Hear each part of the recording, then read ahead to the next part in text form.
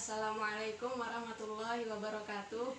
Alhamdulillahirrabbilalamin. Pada pertemuan kali ini, saya Ayu Samara dari jurusan Pendidikan Bahasa Arab semester 4 sedikit akan mempresentasikan tentang metode pembelajaran bahasa Arab, yaitu thoriqah mubasyarah atau metode langsung. Langsung saja, dari sisi sejarahnya, metode langsung ini muncul akibat ketidakpuasan dari hasil metode sebelumnya, yaitu qawaid wa tarjamah, yaitu metode gramatika dalam bahasa Arab. Jadi dalam pembelajaran bahasa Arab seperti yang sudah dibahas sebelumnya, dalam metode itu lebih ditekankan pada kemampuan menerjemah atau kemampuan membaca. Nah, dari hasil tersebut, tujuan utama dalam mempelajari bahasa yaitu kemampuan berkomunikasi tidak didapatkan. Padahal pada saat itu hubungan antar negara di daratan Eropa semakin terbuka, yaitu antara Jerman, Inggris, dan Prancis, yang akhirnya beberapa ilmuwan melakukan pendekatan metode baru yang lebih menekankan pada kemampuan berbicara, yaitu thoriqah mubasyarah. Seorang ilmuwan dari Prancis, yaitu Francois Gellin, pada tahun 1888 sampai tahun 1992 melakukan pendekatan yang menghasilkan thoriqah mubasyarah ini melalui pengamatan komunikasi antara ibu dan anak. Selanjutnya yaitu pengertian dari thoriqah mubasyarah ini.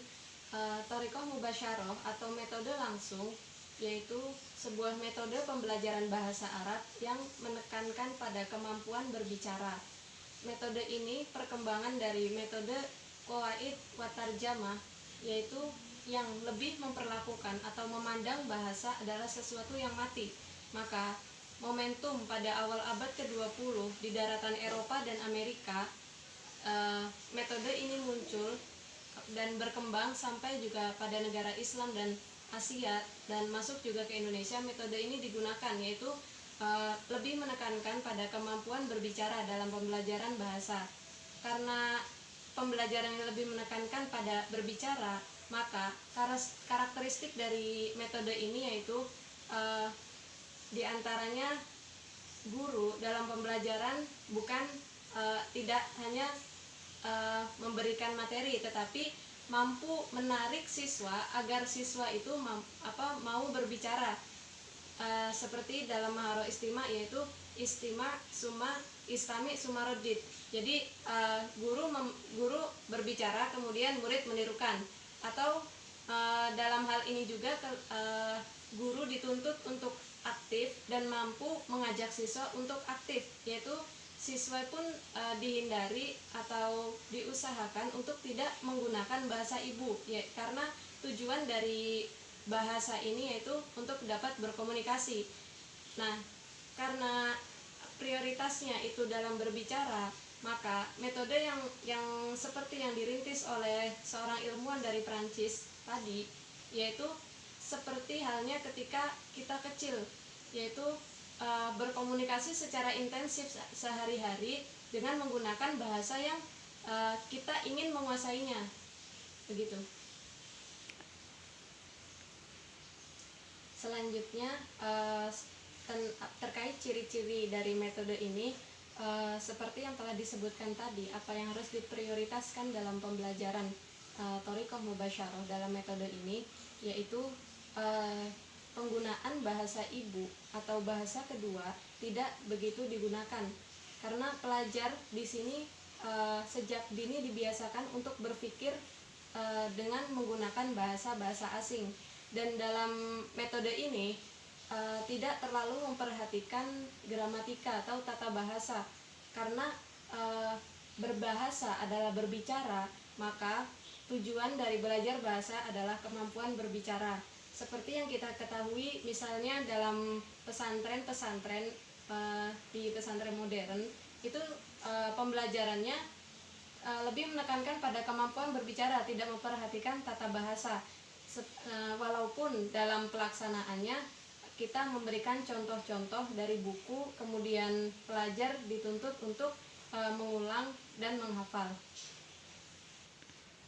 Selanjutnya, dari tujuan dari metode ini yaitu siswa dituntut untuk mampu berkomunikasi secara lancar dan walaupun di sini tidak memperhatikan gramatika, tetapi siswa diberikan materi melalui buku-buku.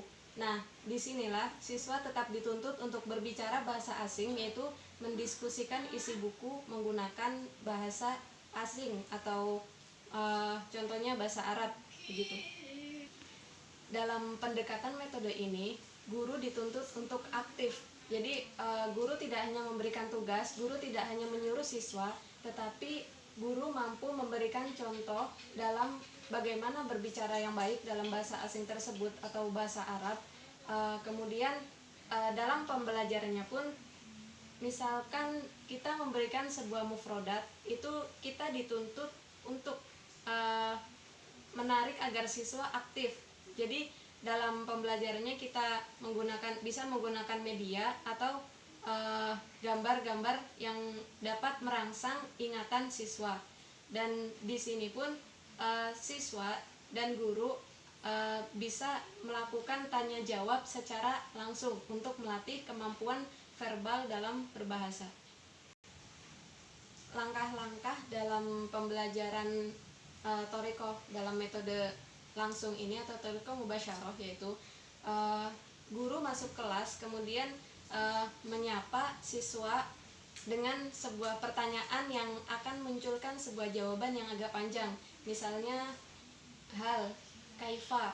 Jadi siswa itu terpancing untuk berbicara lebih banyak, dan setelah dirasa siswa memahami, guru bisa memberikan pertanyaan yang akan memunculkan interaksi tanya jawab antara guru dan siswa, atau dengan memberikan soal-soal pertanyaan yang akan membuat siswa itu terus menggunakan atau melatih mufrodatnya.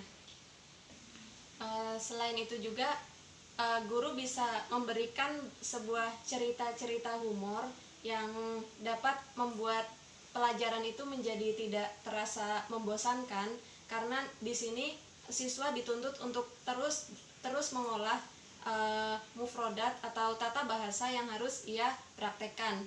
Nah, walaupun dalam metode ini yang lebih ditekankan adalah berbicara, tetapi terkait tata bahasa, terkait kaidah bahasa tetap diberikan, tetapi dalam induksi yang tertentu. Kemudian dalam metode ini terdapat sebuah kelebihan dan kekurangan. Di antara kekurangannya yaitu dalam metode thoriqoh mubasyarah ini dapat diterima di sebuah sekolah yang tidak terlalu memiliki pelajaran yang cukup banyak, karena dalam thoriqoh mubasyarah, yaitu lebih menekankan pada berbicara, itu akan membutuhkan waktu yang lebih banyak. Misalkan dalam sebuah sekolah tersebut kurikulum pembelajarannya cukup banyak, maka dirasa akan menjadi kurang efektif untuk mendapatkan hasil yang lebih bagus. Dan kemudian dalam pembelajaran ini pun guru dituntut untuk mampu berkomunikasi secara lancar, mampu berkomunikasi mirip dengan penutur aslinya. Dan kemudian guru selain untuk menguasai kaidahnya, ya tadi untuk harus mampu berkomunikasi secara lancar seperti penutur aslinya, karena harus membawa siswa itu mampu berbicara secara baik dan benar.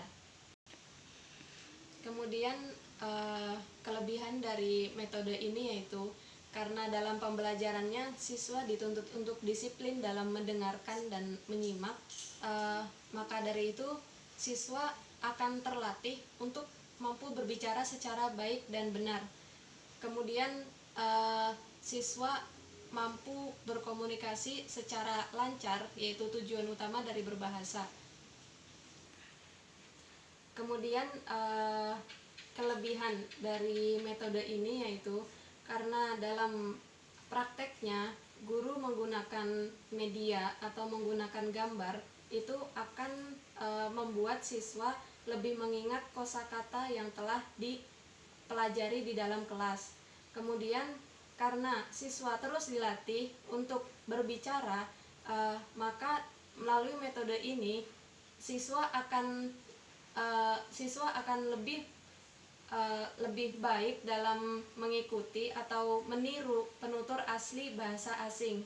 Dan karena dalam metode ini pun siswa dilatih untuk berbicara atau diberikan sebuah topik-topik analisis yang harus didiskusikan, maka hal ini akan membuat siswa mampu menganalisis topik-topik lain.